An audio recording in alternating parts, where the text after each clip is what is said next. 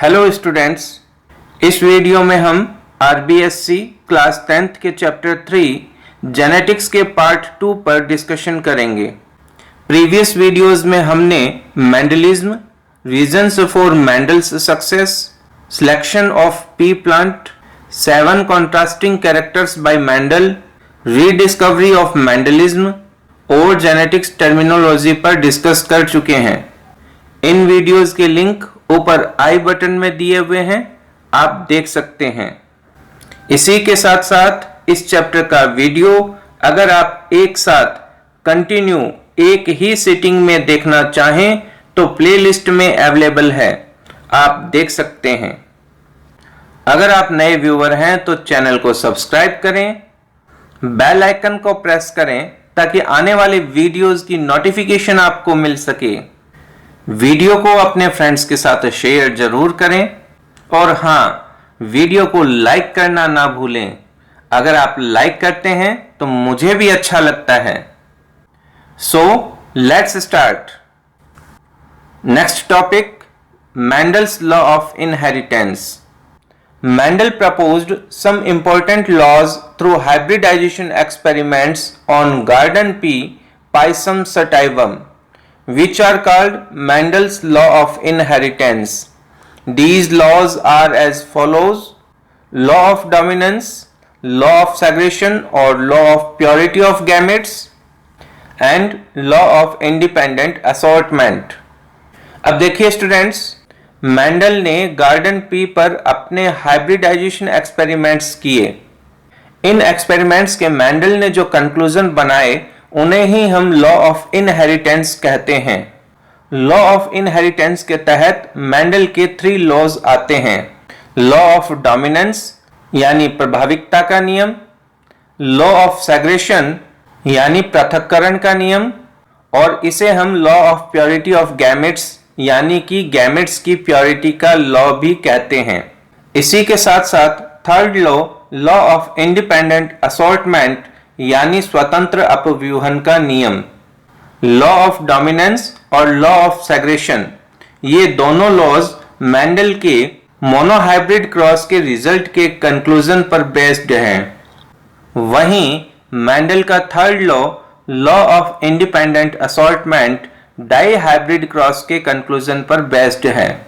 इस लॉ से हमें पता चलता है कि जो जीन होते हैं वो अपने कैरेक्टर के लिए प्योर होते हैं और वो कभी दूसरे कॉन्ट्रास्टिंग कैरेक्टर से अफेक्टेड नहीं होते हैं, भले ही वो फिर डोमिनेंट कैरेक्टर के साथ अपने आप को रिप्रेजेंट नहीं कर पा रहे हों, लेकिन जब भी मौका मिले वो अपने आप को इंडिपेंडेंट असोर्ट कर लेते हैं। The gene of each trait may represent itself separately. Next हम डिस्कस करते हैं law of dominance. This law is based on the results of Mendel's monohybrid cross. According to this law, when a cross takes place in between homozygous contrasting plants, the character which express itself in F1 generation is called dominant and the character which does not express itself in F1 generation is called recessive. अब देखिए students, law of dominance Mendel के monohybrid cross पर based है। इस law के अनुसार जब किसी एक ही कैरेक्टर के 2 कॉन्ट्रास्ट या हम कहें एक ही कैरेक्टर के 2 एलिल के होमोजाइगस प्लांट्स के बीच क्रॉस करवाया जाता है तो F1 जनरेशन में जो कैरेक्टर अपने आप को रिप्रेजेंट करता है उसे हम डोमिनेंट कैरेक्टर कहते हैं और जो कैरेक्टर अपने आप को रिप्रेजेंट नहीं कर पाता है उसे हम रेसेसिव कैरेक्टर कहते हैं। इसको हम एक एग्जांपल के द्वारा समझते हैं। When a pure or homozygous tall capital T plant is crossed with the pure or homozygous dwarf small t plant, then in F1 generation all plants 100% were tall capital T small t। अब देखिए students, हम यहाँ पर homozygous tall plant और homozygous dwarf plant के बीच में cross करवाते हैं। इन होमोजाइगस प्लांट्स को हम पेरेंटल जनरेशन भी कहते हैं। ये प्लांट्स अपने अपने कैरेक्टर के लिए एकदम प्योर हैं। टॉल प्लांट में जो गैमेट बनते हैं उनको हमने यहाँ पर कैपिटल T से रिप्रेजेंट किया है, वहीं ड्वार्फ प्लांट में जो गैमेट बनते हैं उनको हमने स्मॉल t से रिप्रेजेंट किया है। जब इनमें क्रॉस करवाया जाता है और नई ऑफस्प्रिंग बनती है उसे ही हम F1 जनरेशन कहते हैं। F1 जनरेशन में हम देखते हैं दोनों प्रकार के जीन पाए जाते हैं, कैपिटल T भी है और स्मॉल t भी है। लेकिन यहाँ पर टॉल कैरेक्टर अपने आप को रिप्रेजेंट कर रहा है, वहीं ड्वार्फ कैरेक्टर अपने आप को रेसेसिव रख रहा है। तो जो कैरेक्टर अपने आप को रिप्रेजेंट कर रहा है वही डोमिनेंट कैरेक्टर है। इस प्रकार से F1 जनरेशन में डोमिनेंट कैरेक्टर का अपने आप को रिप्रेजेंट करना ही लॉ ऑफ डोमिनेंस कहलाता है। नेक्स्ट हम डिस्कशन करते हैं लॉ ऑफ सेग्रेशन और law of purity of gametes, यानी पृथक्करण का नियम और गैमेट्स की प्योरिटी का नियम। This law is also based on results of Mendel's monohybrid cross. अब देखिए स्टूडेंट्स, ये जो लॉ ऑफ सेग्रेशन है ये भी लॉ ऑफ डोमिनेंस की तरह है, मोनोहाइब्रिड क्रॉस पर बेस्ड है। According to this law, during gamete formation from hybrid or heterozygous of F1 generation, both alleles separate or segregate to each other. Therefore, it is called as law of segregation, and each gamete carries one allele for each character. Therefore, it is also called as law of purity of gametes. अब देखिए students, थोड़ा सा ध्यान से समझना। हम already जानते हैं F1 जनरेशन में हमें हाइब्रिड जनरेशन मिलती है, यानी ये हेट्रोजाइगस होती है। जब हम F1 जनरेशन के प्लांट्स में आगे क्रॉस करवाते हैं तो हम देखते हैं जो हेट्रोजाइगस गैमेट होते हैं वो अलग अलग हो जाते हैं। इन गैमेट्स का अलग अलग होना ही लॉ ऑफ सेग्रेशन कहलाता है। इसी के साथ हम यह भी देखते हैं जो गैमेट होता है वो अपने कैरेक्टर के लिए एकदम प्योर होता है और उसका एलिल भी पाया जाता है। इसे ही हम law of purity of gametes भी कहते हैं। लॉ ऑफ सेग्रेशन को हम एक एग्जांपल के द्वारा भी समझते हैं। If homozygous tall plant is crossed with homozygous dwarf plant, then in F1 generation all plants were hybrid और हेट्रोजाइगस टॉल। हम ऑलरेडी पढ़ चुके हैं, जब हम होमोजाइगस टॉल और होमोजाइगस ड्वार्फ के बीच क्रॉस करवाते हैं तो हमें उनका हाइब्रिड यानी हेट्रोजाइगस टॉल प्राप्त होता है। In heterozygous condition both alleles are not contaminated with one another at the same time of gamete formation. Both alleles segregate from each other and enters in different gametes. इस प्रकार से F1 generation में जो हमें heterozygous plants प्राप्त होते हैं तो उनमें दोनों तरह के जीन होते हैं और वो दोनों जीन एक दूसरे से कंटेमिनेटेड नहीं होते हैं। हम यहाँ पर हाइट के कैरेक्टर से समझ रहे हैं, इसलिए हम देखेंगे हाइट का कैरेक्टर जो टॉल है वो ड्वार्फ से कंटेमिनेटेड नहीं होगा और जो ड्वार्फ कैरेक्टर है वो हाइट के कैरेक्टर टॉल से कंटेमिनेटेड नहीं होगा। इस प्रकार हम कह सकते हैं दोनों जीन प्योर रहेंगे, एक दूसरे से कंटेमिनेशन नहीं पाया जाएगा। और जब F1 जनरेशन के प्लांट्स आगे क्रॉस करके नई ऑफस्प्रिंग बनाते हैं उनमें ड्वार्फ कैरेक्टर अपने आप को वापस से रिप्रेजेंट कर लेता है, यानी डोमिनेंट कैरेक्टर टॉल से वह अफेक्टेड नहीं हुआ। Due to this segregation, dwarfism character small t reappear again in F2 generation. Phenotypic ratio obtained from F2 generation is 3:1 and the genotypic ratio is 1:2:1. अब आप इसे ध्यान से समझने का प्रयास कीजिए कि लॉ ऑफ सेग्रेशन या हम कहें law of purity of gametes क्या है। अब देखिए, हमने होमोजाइगस टॉल और होमोजाइगस ड्वार्फ के बीच में क्रॉस करवाया। ये जनरेशन पेरेंटल जनरेशन है।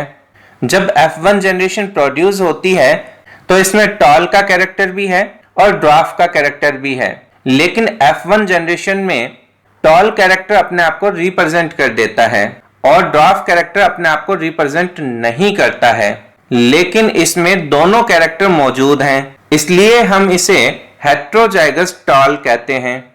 जब F1 जनरेशन के प्लांट बड़े हो जाते हैं और फिर जब हम इनमें क्रॉस करवाते हैं, यानी F1 क्रॉस F1, ठीक है, तब हम आगे इस रेशियो को समझ पाते हैं। अब देखिए, इन हेट्रोजाइगस F1 जनरेशन के एक मेल प्लांट होता है और एक फीमेल प्लांट होता है। दोनों के अंदर जो गैमिट होते हैं वो सेम होते हैं, यानी डोमिनेंट टॉल और रेसेसिव ड्वार्फ। अब देखिए, मेल प्लांट का कोई भी गैमिट फीमेल प्लांट के किसी भी गैमिट से क्रॉस कर सकता है। अब हम इस क्रॉस को समझने का प्रयास करते हैं। अब देखिए, यहां पर मेल का डोमिनेंट कैरेक्टर फीमेल के डोमिनेंट कैरेक्टर से फ्यूज होता है तो होमोजाइगस टॉल प्लांट प्राप्त होता है। वहीं अगर मेल का डोमिनेंट कैरेक्टर फीमेल के रेसेसिव कैरेक्टर से फ्यूज होता है तो हेट्रोजाइगस टॉल प्लांट प्राप्त होता है। अब हम अदर सिचुएशन देखते हैं। मेल का रेसेसिव कैरेक्टर फीमेल के डोमिनेंट कैरेक्टर से फ्यूज होता है तो देखिए हेट्रोजाइगस टॉल बनता है। वहीं मेल का रेसेसिव कैरेक्टर फीमेल के रेसेसिव कैरेक्टर से फ्यूज होता है तो देखिए होमोजाइगस ड्वार्फ बनता है। अब देखिए, यहां पर किसी भी प्रकार का गैमिट में कोई कंटेमिनेशन नहीं पाया जा रहा है। हर गैमिट अपने आप को सेग्रेट कर रहा है। फिर हम बात करते हैं रेशियो की। एक रेशियो होता है फिनोटिपिक रेशियो और एक रेशियो होता है जीनोटिपिक रेशियो। फिनोटिपिक रेशियो वो है जो हम किसी प्लांट की या किसी भी ऑर्गेनिज्म की एक्सटर्नल अपीयरेंस को देखकर पता लगाएं। तो अब आप इस चेकर बोर्ड में देख करके पता लगाइए कितने प्लांट को आप टॉल कहेंगे और कितने प्लांट को आप ड्वार्फ कहेंगे। देखिए, जब हम एक्सटर्नल अपीयरेंस से देखेंगे तो हमें 3 प्लांट जो हैं वो टॉल दिखाई देंगे और 1 प्लांट हमें ड्वार्फ दिखाई देगा। यही फिनोटिपिक रेशियो है। फिर हम बात करते हैं जीनोटिपिक रेशियो। जीनोटिपिक रेशियो हम जीन देखकर पता लगाते हैं। जीनोटिपिक रेशियो के लिए आप देखोगे होमोजाइगस टॉल प्लांट 1 है, हेट्रोजाइगस टॉल प्लांट 2 है और होमोजाइगस ड्वार्फ प्लांट 1 है। इसलिए जीनोटिपिक रेशियो यहां पर 1:2:1 है। नेक्स्ट हम डिस्कशन करते हैं back cross. If F1 generation heterozygous tall is crossed with any one parent, homozygous tall or homozygous dwarf, then it is called as back cross। अब देखिए, बैक का मतलब होता है बैकवर्ड्स, बिहाइंड या हम कहें पीछे की ओर। यानी F1 जनरेशन में जो हमें हेट्रोजाइगस प्लांट प्राप्त हुआ है उसका क्रॉस किसी भी पेरेंटल प्लांट से करवा दिया जाए, इसी को बैक क्रॉस कहा जाता है। It is of 2 types. यह 2 प्रकार का होता है, outcross and test cross. First, outcross. If F1 generation heterozygous tall is crossed with the dominant parent homozygous tall called as outcross, the offspring obtained from this cross were all tall plants. Out of these, 50% were homozygous tall and 50% heterozygous tall plants. इसको हम cross के द्वारा भी समझते हैं। F1 generation जो heterozygous tall है, 2 प्रकार के गैमिट बन सकते हैं, डोमिनेंट एंड रेसेसिव। वहीं डोमिनेंट टॉल के अंदर जो होमोजाइगस है, एक ही तरह का गैमिट बनेगा और वो डोमिनेंट होगा। जब हम इनमें क्रॉस करवाते हैं और ऑफस्प्रिंग की स्टडी करते हैं तो हम देखते हैं फिनोटिपिक रेशियो 100% टॉल प्लांट है, क्योंकि एक्सटर्नल अपीयरेंस में हमें वो टॉल ही दिखाई देते हैं। वहीं जब हम उनके जेनेटिकली स्ट्रक्चर की स्टडी करते हैं तो हम देखते हैं 50% वो होमोजाइगस टॉल हैं और 50% हेट्रोजाइगस टॉल हैं। इस प्रकार से जीनोटिपिक रेशियो 1:1 हमें मिलता है। नेक्स्ट टाइप है test cross. If F1 generation heterozygous tall is crossed with the recessive parent homozygous dwarf, then it is called as test cross. The phenotypic and genotypic ratio of offspring obtained from this cross was same, that is 1:1. 50% heterozygous tall and 50% homozygous dwarf plant are obtained. अब देखिए heterozygous tall यानी जो F1 generation है उसका cross homozygous dwarf जो कि parental plant है जब उससे करवाते हैं। यहाँ पर F1 जनरेशन यानी हेट्रोजाइगस टॉल में दो तरह के गैमेट बनते हैं, वहीं होमोजाइगस ड्वार्फ में जो रेसेसिव है एक ही तरह का गैमेट बनता है। जब इनके बीच क्रॉस करवाया जाता है तो हम देखते हैं फेनोटाइपिक रेशियो और जीनोटाइपिक रेशियो दोनों सेम मिलते हैं। हेट्रोजाइगस टॉल भी 50% है और होमोजाइगस ड्वार्फ भी 50% है। इसके अलावा हम यह भी कह सकते हैं test cross is a part of backcross. इस प्रकार से हम कह सकते हैं बैक क्रॉस में F1 जनरेशन यानी हेट्रोजाइगस टॉल प्लांट का क्रॉस उसके पेरेंटल प्लांट से करवाते हैं। इसको हम इस तरीके से भी कह सकते हैं test cross is a part of backcross. Next हम डिस्कशन करते हैं लॉ ऑफ इंडिपेंडेंट असॉर्टमेंट यानी स्वतंत्र अपव्यूहन का नियम। This law is based on results of Mendel's dihybrid cross. यह लॉ मैंडल के डाई हाइब्रिड क्रॉस पर बेस्ड है। According to this law, if two or more than two contrasting characters are considered, then there is not any effect or inheritance of one character on the inheritance of another character, or alleles of each character are not only separate but alleles of different characters behave independently or they assort independently. Therefore, it is called as law of independent assortment. इस law के according जब हम दो या दो से अधिक contrasting characters के प्लांट्स का क्रॉस करवाते हैं तो उन कैरेक्टर्स की इनहेरिटेंस पर कोई इफेक्ट नहीं आता है, क्योंकि हर कैरेक्टर अपने एलील से अलग होता है और दूसरे कैरेक्टर के साथ अपने आप को शो कर सकता है। इस प्रकार से कैरेक्टर्स के एलील्स का बिहेवियर दूसरे कैरेक्टर्स के प्रति फ्री रहता है या हम कह सकते हैं इंडिपेंडेंट रहता है, और कोई भी कैरेक्टर इंडिपेंडेंट असॉर्ट हो सकता है। इसे ही हम लॉ ऑफ इंडिपेंडेंट असॉर्टमेंट कहते हैं। इसको हम एक एग्जाम्पल के द्वारा समझते हैं। जब हम जेनेटिक्स टर्मिनोलॉजी को पढ़ रहे थे उस समय हमने डाई हाइब्रिड क्रॉस को दो कैरेक्टर, प्लांट की हाइट का कैरेक्टर और फ्लावर के कैरेक्टर से पढ़ा था। यहाँ पर हम दो कैरेक्टर सीड का कलर और सीड की शेप को लेते हैं। If homozygous yellow round seeded plant is crossed with green wrinkled seeded plant, then in F1 generation all plants were yellow round seeded. अब देखिए स्टूडेंट्स, सीड का येलो कलर और सीड की राउंड शेप दोनों dominant character हैं, वहीं seed का green colour और सीड की रिंकल्ड शेप रेसेसिव कैरेक्टर हैं। जब डोमिनेंट कैरेक्टर वाले प्लांट का क्रॉस रेसेसिव कैरेक्टर वाले प्लांट से करवाते हैं तो F1 जनरेशन हमें हेट्रोजाइगस प्राप्त होती है। आप यहाँ पर देख सकते हैं येलो जो डोमिनेंट कैरेक्टर है उसके लिए जो सिंबल है कैपिटल Y का यूज किया गया है। राउंडेड सीड डोमिनेंट कैरेक्टर है और उसके लिए भी कैपिटल R का यूज किया गया है। सीड का ग्रीन कलर रेसेसिव है और रिंकल्ड भी रेसेसिव है, इनके लिए स्मॉल y और स्मॉल r का यूज किया गया है। F1 जनरेशन में हम देखते हैं capital Y, small y, capital R और स्मॉल r, इस तरीके से F1 जनरेशन हमें मिलती है। ये येलो और राउंडेड होती है लेकिन हेट्रोजाइगस होती है। फिर हमें जो F1 जनरेशन प्राप्त हुई है, इन F1 जनरेशन में ही सेल्फ पॉलिनेशन होने देते हैं। अब देखिए F1 जनरेशन में एक प्लांट मेल होगा और एक प्लांट फीमेल होगा। अब इनमें गैमेट किस प्रकार से बनेंगे?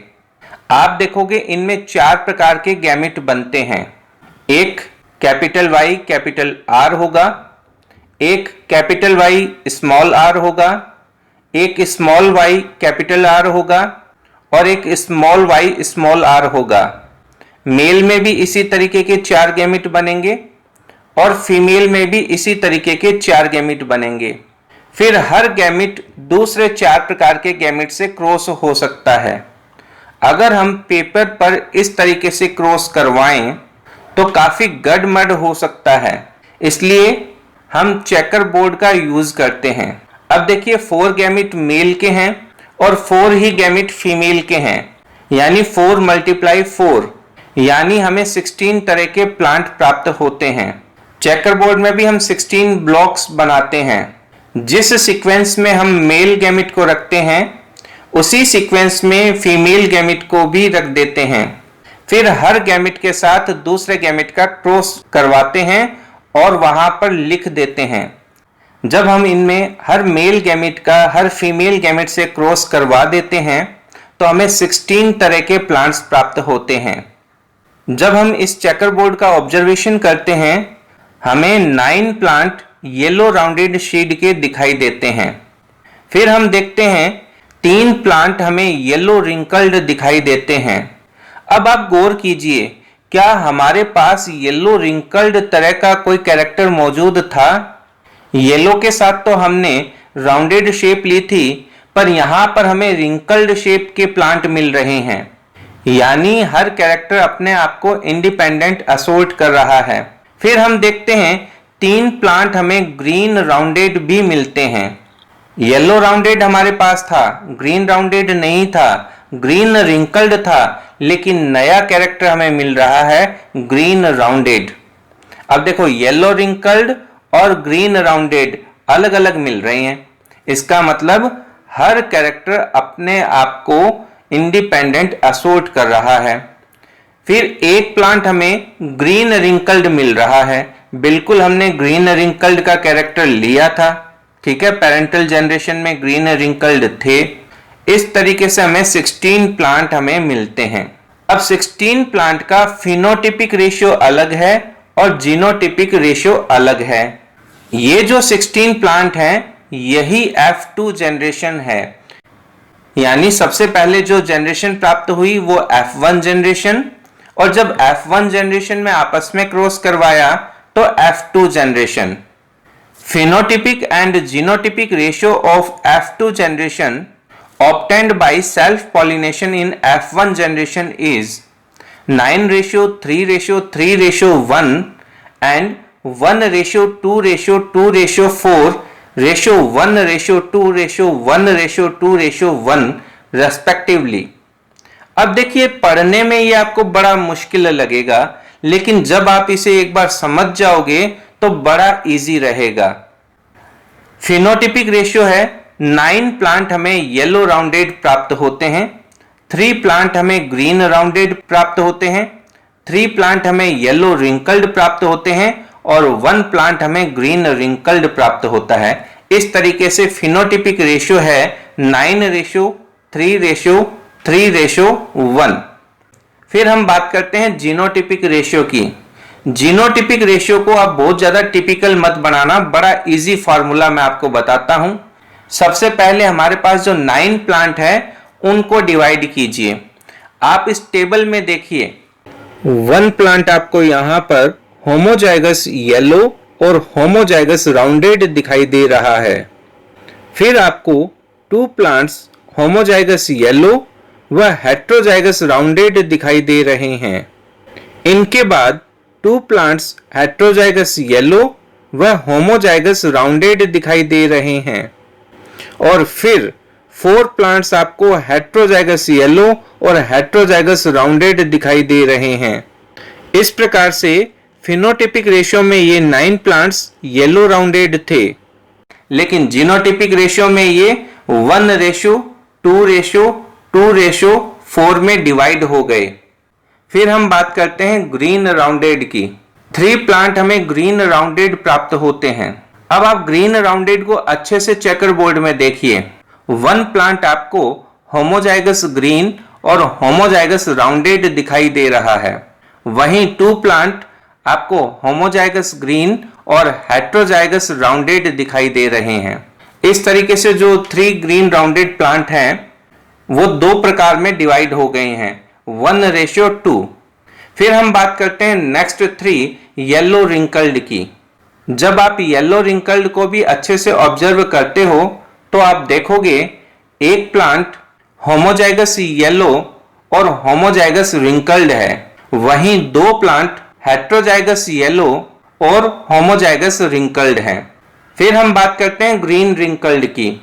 ग्रीन रिंकल्ड एक ही प्लांट प्राप्त होता है और वो होमोजाइगस ग्रीन और होमोजाइगस रिंकल्ड है। इन ऑब्जर्वेशंस से एक बात और हम सीखते हैं, जो डोमिनेंट कैरेक्टर होता है वो होमोजाइगस भी हो सकता है या हेट्रोजाइगस भी हो सकता है, लेकिन जो रेसेसिव कैरेक्टर है वो सिर्फ होमोजाइगस फॉर्मेट में ही अपने आप को शो करता है।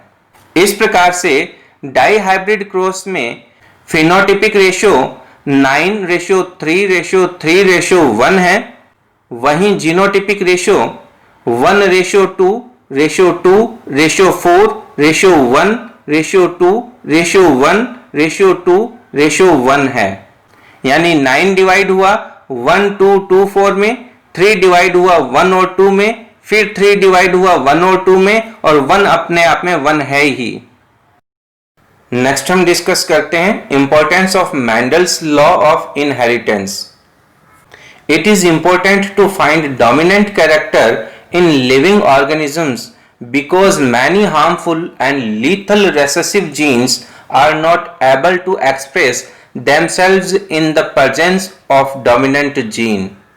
यहाँ पर lethal जीन का मीनिंग है ऐसे जीन जो किसी भी ऑर्गेनिजम्स के लिए हानिकारक होते हैं। मेंडल के लॉ का यूज हम किसी भी लिविंग ऑर्गेनिजम्स में डोमिनेंट कैरेक्टर्स का पता लगाने में कर सकते हैं, क्योंकि डोमिनेंट कैरेक्टर्स का पता लगाना जरूरी होता है। जो लीथल जीन होते हैं वो रेसेसिव होते हैं। डोमिनेंट कैरेक्टर्स की प्रेजेंस में वो लीथल जीन जो रेसेसिव है अपने आप को रिप्रेजेंट नहीं कर पाते हैं। Gene concept was proved bye Mendel's law of segregation. Mendel के लॉ ऑफ सेग्रेशन के कारण जीन कॉन्सेप्ट जो है वो प्रूव होता है। अब आपके सामने एक क्वेश्चन क्रिएट हो गया होगा, सर ये जीन कॉन्सेप्ट क्या होता है? जीन कॉन्सेप्ट में हम मानते हैं कि हमारी हेरिडिटी की फिजिकल और फंक्शनल यूनिट जो है वो जीन है और जीन डीएनए के बने हुए होते हैं। इस प्रकार हम कह सकते हैं कि जीन कॉन्सेप्ट यह मानता है कि जीन ही हमारे कैरेक्टर्स को इनहेरिटेंस करता है। Next, according to law of segregation, one gene has two alleles and they control two contrasting characters। Law of segregation के अकॉर्डिंग एक जीन दो एलील रखता है। इस प्रकार से एक जीन दो कॉन्ट्रास्टिंग कैरेक्टर्स को कंट्रोल करता है। With the help of Mendel's law we know about the new characters develop in hybrid offspring. Mendel के नियमों से हमें हाइब्रिड ऑफस्प्रिंग में डेवलप नए कैरेक्टर्स के बारे में पता लगता है। Useful characters can be brought into same species and harmful characters can be removed by the method of hybridisation. एक ही स्पीसीज में हाइब्रिडाइजेशन मेथड का यूज करके हार्मफुल कैरेक्टर्स को हम रिमूव कर सकते हैं और यूजफुल कैरेक्टर्स को इंक्रीज कर सकते हैं। With the help of Mendel's laws, disease resistant and high yielding varieties of crop plants can be developed। Mendel के लॉज का यूज करके हम डिजीज रेजिस्टेंट और high yielding varieties crop plants को डेवलप कर सकते हैं। A branch of science eugenics related with the improvement of human race is based on Mendel's laws. Eugenics is a movement that is aimed at improving the genetic composition of the human race.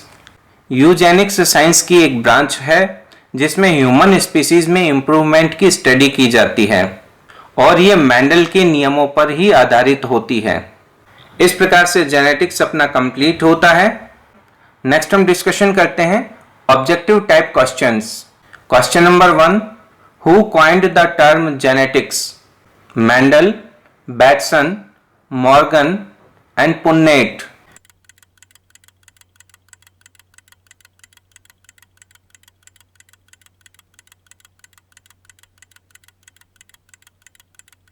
We know that Firstly, the word genetics was used by Bateson in 1905.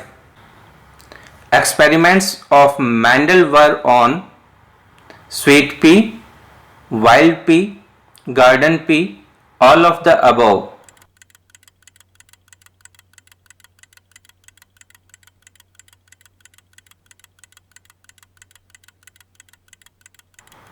तो इसका सही answer होगा garden pea. Next question, study of heredity and variation is called genetics, geology, forestry, none of the above.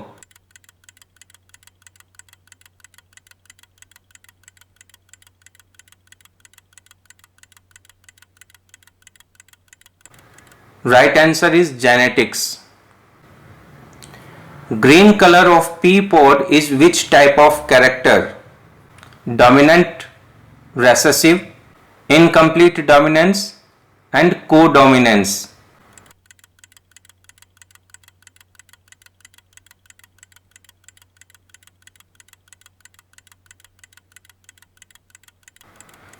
P pod का जो green colour है वो recessive character है। यहां पर आप कंफ्यूज बिल्कुल मत होना, क्योंकि सीड के कलर में जो येलो कलर है वो डोमिनेंट होता है। Next question, usually number of alleles of a gene are, सामान्यतया किसी जीन के कितने एलिल्स होते हैं? 4, 3, 2, 1।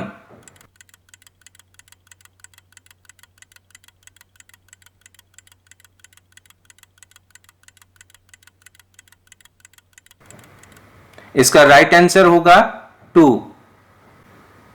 Next question, Mendel selected how many pairs of contrasting character for his experiments.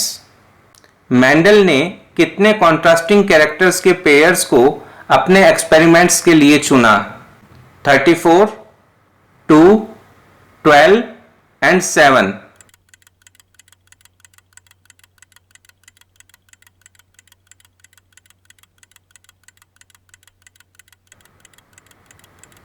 तो राइट आंसर 7 है।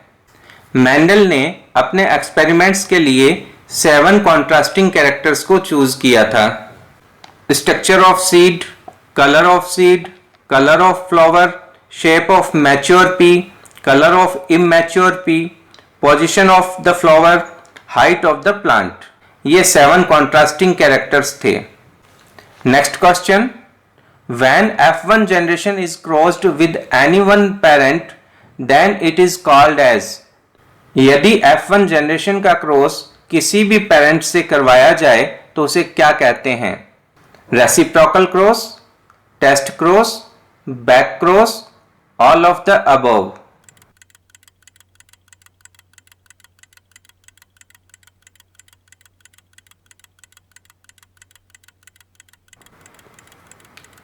इस तरह के क्रॉस को बैक क्रॉस कहा जाता है। जब F1 जनरेशन का क्रॉस किसी भी पेरेंटल प्लांट से करवाया जाए तो हम उसे बैक क्रॉस कहते हैं। Next question, ratio of offspring from heterozygous tall cross homozygous dwarf. 3:1, 1:1, 1:2:1, 2:1।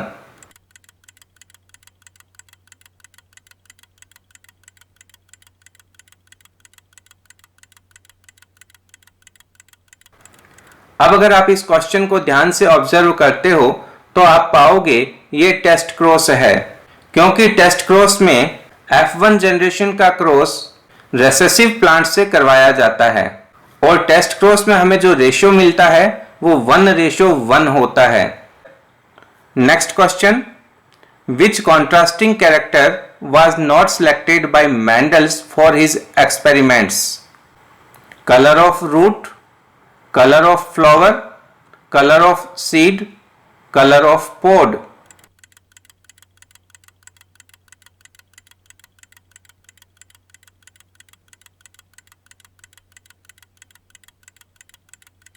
अब देखिए मेंडल ने जो 7 कॉन्ट्रास्टिंग कैरेक्टर्स लिए थे उनमें कलर ऑफ रूट कहीं नहीं था, तो इस क्वेश्चन का राइट आंसर होगा ए, कलर ऑफ रूट।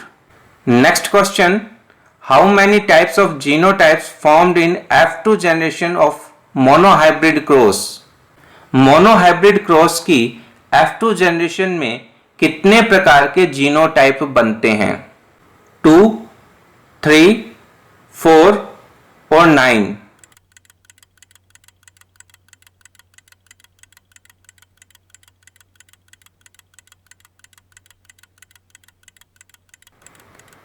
अब देखिए, क्वेश्चन को ध्यान से समझना है। एक तो मोनोहाइब्रिड क्रॉस है, F2 जनरेशन के बारे में पूछा है और जीनोटाइप पूछा है, तो 3 टाइप का जीनोटाइप हमें मिलता है। मोनोहाइब्रिड क्रॉस में F2 जनरेशन का जो जीनोटाइप मिलता है वो 1:2:1 होता है। इस प्रकार से स्टूडेंट्स चैप्टर 3 जेनेटिक्स अपना कंप्लीट होता है। अगर आप नए व्यूअर हैं तो आप चैनल को सब्सक्राइब जरूर करें, बेल आइकन को प्रेस करें ताकि आने वाले वीडियोस की नोटिफिकेशन आपको मिल सके। वीडियो को अपने फ्रेंड्स के साथ शेयर जरूर करें और हाँ, लाइक करना बिल्कुल ना भूलें। मिलते हैं नेक्स्ट वीडियो में नेक्स्ट टॉपिक के साथ। Thank you. जय हिंद, जय भारत।